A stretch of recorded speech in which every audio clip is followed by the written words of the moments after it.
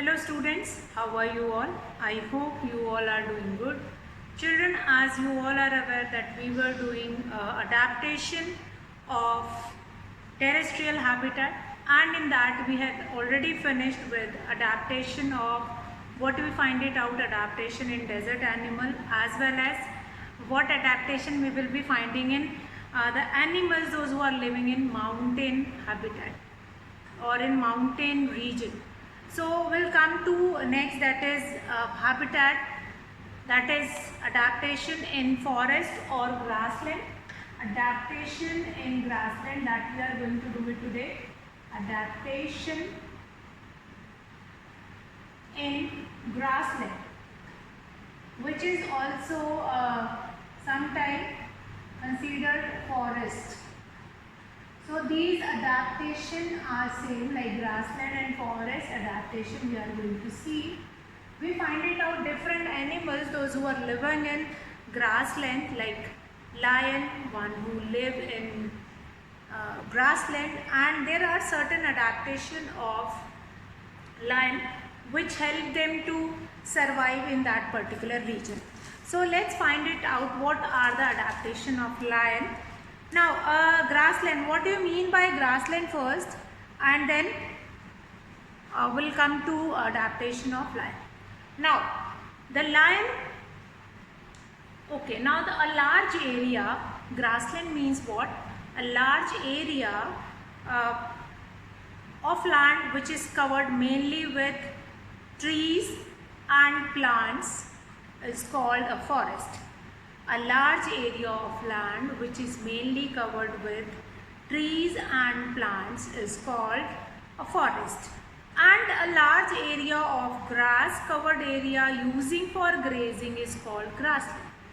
So here a large area which is covered with trees, that is known as forest, and a large area which is covered with grassland or grass which is basically for grazing animal, that is used, that is your grassland. Fine. The basic or the major area which is covered with grass, which is utilized by the grazing animals. They will be finding sufficient amount of grass over there, they can graze, they can find their food in that particular area. Now there are few trees or places for animals to hide in grassland habitat. So in grassland habitat, we find it out very few places where they can find it, they can hide them somewhere. So, but in forest they have sufficient place where they can hide themselves. So grassland, in grassland, if we find it out any animal, they could not find sufficient place to hide themselves. Now due to this, speed is important for animals. Now if they do not find any place to hide themselves, they have to run. If somebody is chasing them, then they have to run. So speed is very important in that case.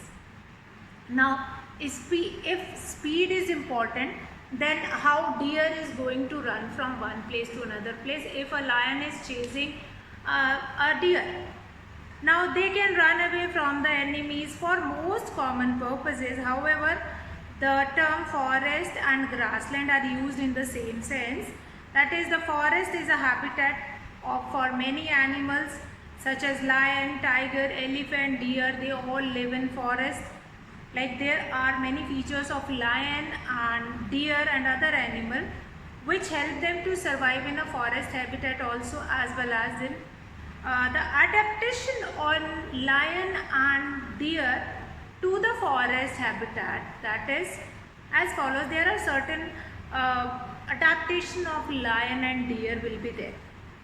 Now lion, as we all are aware of it, that lion is a carnivorous animal. Lion is a carnivorous animal and which eat only meat, or which eat only other animals.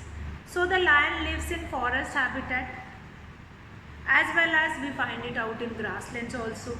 Now the lion is strong, fast and agile animal which can hunt and kill its prey like deer. Fine. So first of the adaptation of lion is lion. We all are aware of it that lion is known as king of the jungle. So lion is strong, fast and agile animal which can run, which can chase any other animal and get food from it. Now the lion has long, strong and sharp claws. So their claws are very long, strong and sharp. By using that claws they can hunt their food. So they can kill their food, kill their animals and then they can eat it. So the lion can withdraw, pull in the claws inside the toes so that they do not become worn out and blunt when it walks. Now the lion has eyes in front of its head which enable it to have a correct idea of the location of its prey.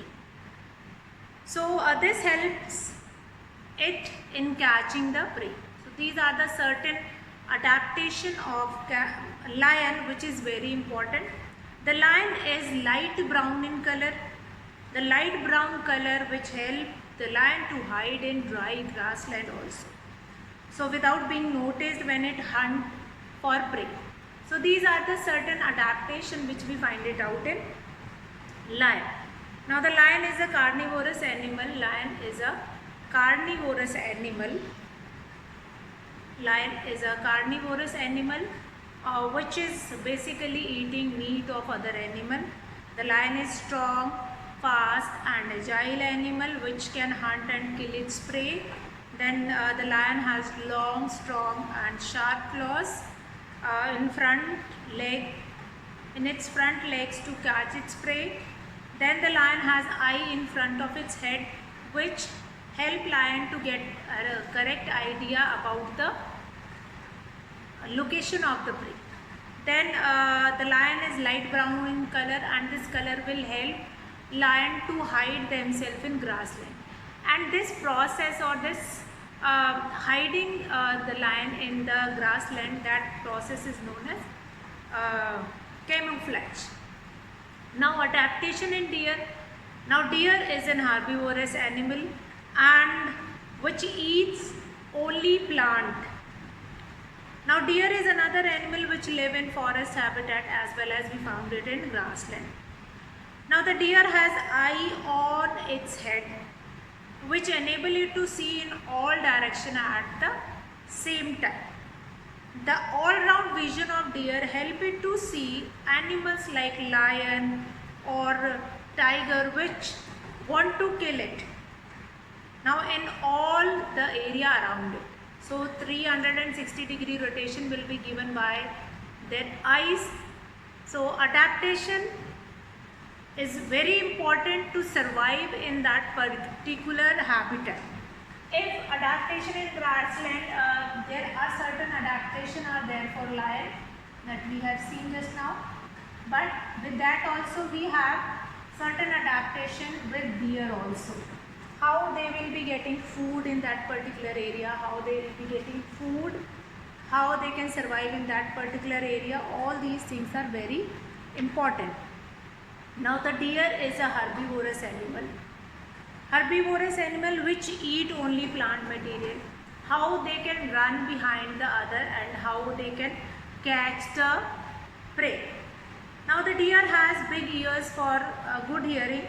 The big ears help the deer to hear the movement of predators like lion very easily. They have huge ears which help them to hear the voice of lion or any predator which is chasing them.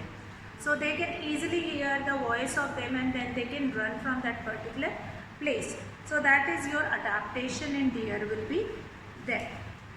Now adaptation in deer, what else adaptation we have? Now deer, they have long legs which help them to run faster. Fine. When any predator is chasing deer, at that time they can run very fast. So that faster movement of deer is a responsibility of its legs also. Now the deer is fast and an agile animal. The speed of deer helps to it to run from the predator like a lion and which try to catch it.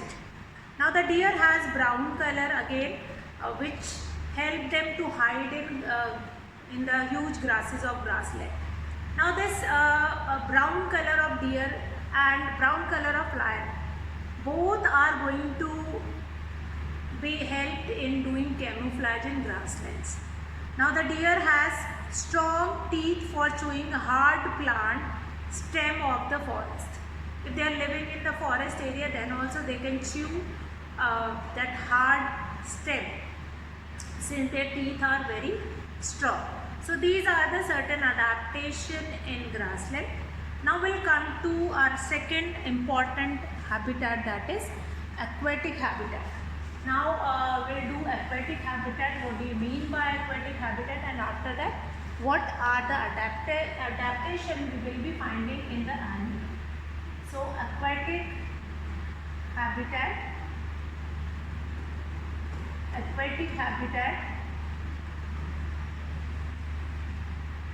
Okay. So aquatic habitat, what do you mean by aquatic habitat? Now the habitats having water all around are called aquatic habitat. The habitat which has water all around, that is known as aquatic habitat. Means that can be ocean, that can be sea, that can be river, that can be pond, lake, all are the example of aquatic habitat. These all are the example of aquatic habitat. Now the habitat having water all around are called aquatic habitat.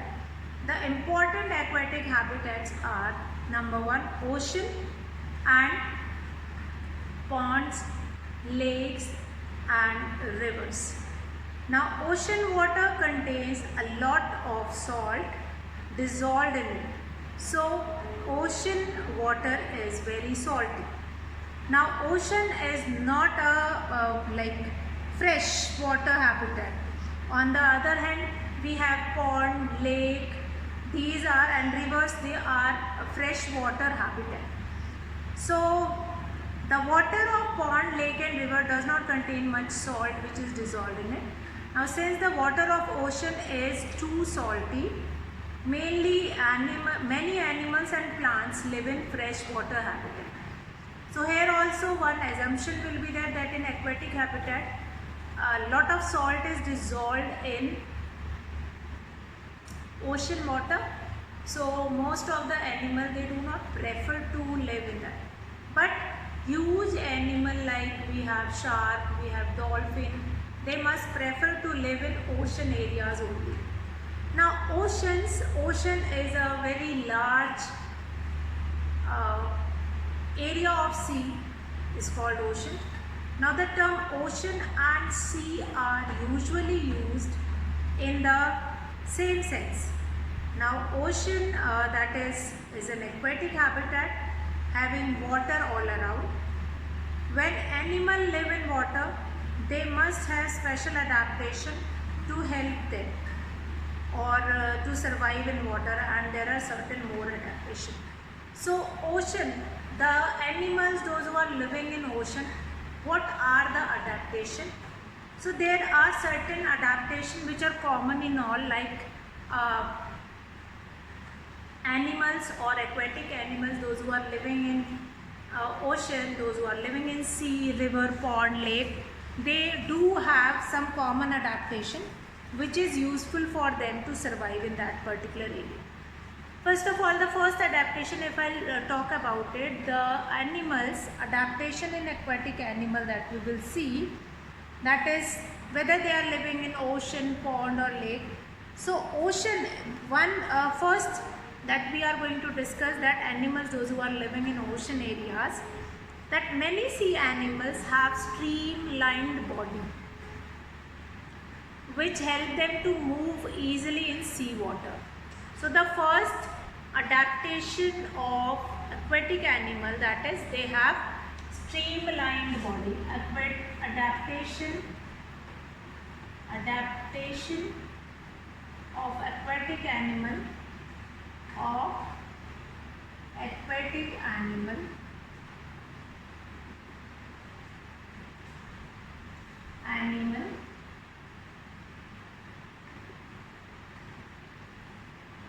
Number one. What is that number one? That is streamlined body.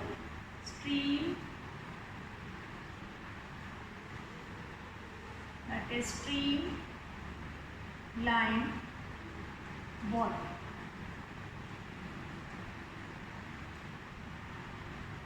Streamlined body they have, fine, which help them to walk easily in water. They can swim inside the water with this streamlined body. Now many sea animals have streamlined bodies which help them to move easily in sea water. For example, the fish living in the sea habitat have streamlined body shapes. The dolphins, whales living in the sea also have streamlined body, and some sea animals like squids and octopus do not have streamlined body, but when squids and octopus move in sea water, they make their body in the shape of streamline. Now such animals may stay deeper in the ocean near the seabed and catch their prey and moves toward them. The streamlined shape of sea animals is an adaptation for swimming in water. Then what next? Most of the sea animals, they have gills. Most of the sea animals, they have gills which help them to breathe inside the water only. Fine? Gills to breathe inside the water. Breathe inside the water. First, they have gills to breathe inside the water only. So most of the sea animals, they have gills which help them to breathe inside the water only. Only some of them, like dolphins and whales, they breathe in air through their nostrils and called blowholes, which are located on the upper part of their heads. So they come on the surface to breathe in. Whenever they require to breathe in, they come on the surface. So this most of the sea animals have gills which enable them to use oxygen dissolved in water for breathing. For example, the fish, squids, octopus living in sea water all have gills to help them to extract oxygen dissolved in water for breathing purposes. Now here if I will discuss the animals, those who are living like aquatic animals, those who are living in ponds, river and lake. If I will talk about freshwater habitat, like freshwater habitat, which animals they will be getting food, or they will be having that freshwater habitat. So here what we are going to do about, like that is some aquatic plants like freshwater, like fishes, those who are living over there, they breathe through gills only. And now pond, lakes and river, we find it out not only animals, we find it out different variety of plants also, those who live in ponds, rivers and lakes. And how does they breathe? Now pond, lakes and rivers are freshwater aquatic habitat. We can see many plants growing in the water of ponds, lake, rivers and even drains. Now the plants which grow in water are called aquatic plants. Now there are three types of aquatic plants or water plants. These are described below. A. Some aquatic plants float on the surface of water, and there like two example floating plants like water lettuce. Two example of aquatic plants which float on the surface of water, that is water lettuce and water hyena. Then some of the plants which are partially submerged in water. Partially submerged means root are submerged inside the water. Rest of the body root are fixed. And then they were rest of the part that is floating, that is water lily and lotus. Then some aquatic plants which are completely submerged inside the water. So the root of submerged plants, they are fixed in the soil only, like hydrilla. Hydrilla is an example of it. So these are the three types of aquatic plants. So let's see what kind of adaptation we will be finding in aquatic plants or water plants. So what kind of adaptation we can see in this aquatic plant? Number one, the aquatic plant has very short and small root whose main function is to hold the plant in that place. Now how does this adaptation work? Now the adaptation in aquatic plant, that is all the part of aquatic plant are surrounded by water. So an aquatic plant can absorb water and dissolved mineral from anywhere, like stem, root, leaves. These are floating on the surface of water. From there only they can extract mineral. From there only they can extract nutrients. So the aquatic plants, they have such. Now since the aquatic plant do not have to depend on their roots to obtain water and dissolved mineral, their roots are very short and small. On the other hand, terrestrial plant, land plants, have to absorb water and dissolved minerals from the soil through their roots. Therefore, land plants have large roots. So, since they have short roots, since everywhere aquatic plants have short roots which has to hold the plant on that place only, short roots, and they have water everywhere. They can absorb water from anywhere, they can absorb mineral from anywhere, so they don't require to have long roots. Now the stem of aquatic plants are soft, hollow and light, having large space filled with air.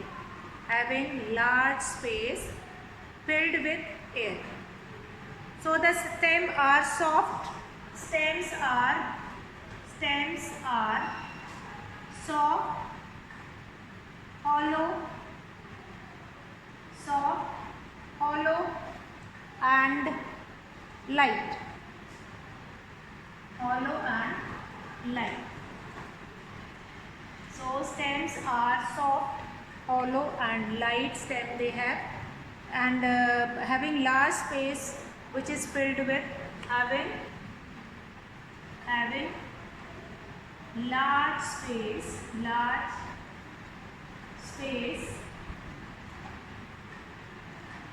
filled with it. So these are the stems which are present in that aquatic plant, that is filled with air. So the aquatic plant do not need strong stems because the surrounding of water of a pond, lake or river keep them up. So they are going to keep them up, and that is more important for them. So these are the some adaptation of aquatic plant.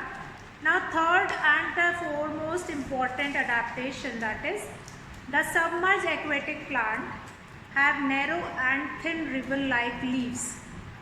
So they have narrow and thin ribbon-like leaves which can bend in flowing water like rivers and streams, and hence do not obstruct the flow of water. Now animals adapted to live in water on land.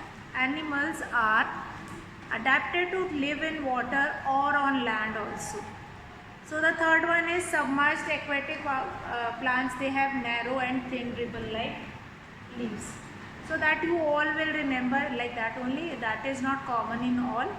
So that you will remember. Now there are certain more animals which adapted to live in water and on land. Like frogs. They can live inside water as well as on the land also, near the pond. So they have certain adaptation, like they have webbed feet which help them to swim in the water. They have strong back legs which is used for hopping on the land. and catching their prey. They have stick tongue which help them to catch their prey easily. Then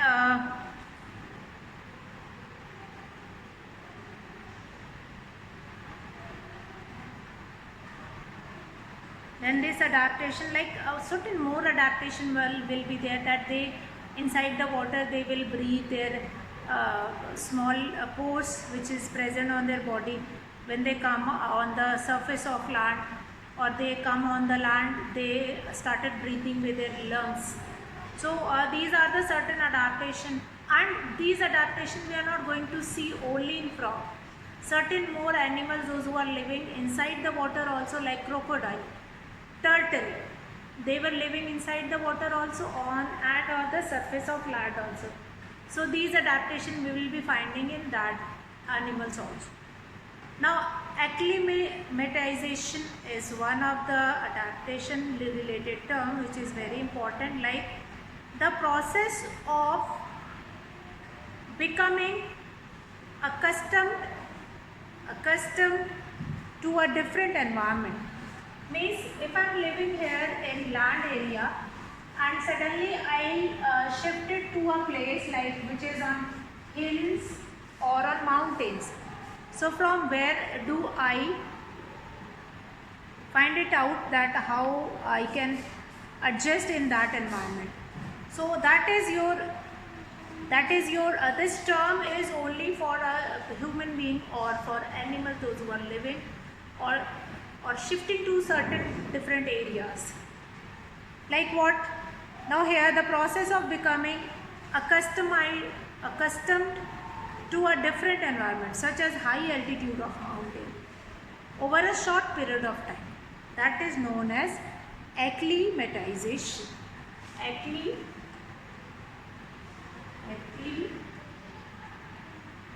Acclimatization. So this is a very important term, acclimatization. Acclimatization is related to, like if we are shifting to a high altitude or for some time, when we go to hilly areas, we are adapted for a short period of time. Like if we are going to Shimla or Ooty, so we have very cold weather over there. So we adapted to that place, that we just find it out like, okay, we require these things or that thing. So we'll adapt it to that thing only for a short period of time. But we cannot live over there for that, for a long period of time. So adaptation are very, very slow changes which takes place lot of time. But there are some changes which can occur in organism over a short period of time to help them to adjust to some sudden changes in their environment, such as a change in altitude. For example, if we live in the plains and suddenly go to high mountains region, we may experience difficulty in breathing for a few days. Now this is because the air is very thin at the high altitude on the mountain, due to which we have to breathe faster so as to obtain sufficient oxygen. After some days, however, some changes occur in our body, due to which our body adjusts to the new environment of thin air on mountains, and we say that our body has acclimatized or got used to the mountain environment. Now the process of becoming accustomed to a different environment, such as high altitude of mountains over a short period, is called acclimatization. So the changes which take place in the body of an organism during acclimatization are temporary and that can be reversed. So children, this is your last topic of this chapter, that is acclimatization. And after that we had finished with this chapter, explanation of this chapter. We'll go through the exercise and then we will be starting the next chapter with it. So you just go through the chapter. Today we have done adaptation in aquatic habitat as well as adaptation in grassland as well as forest also we have done.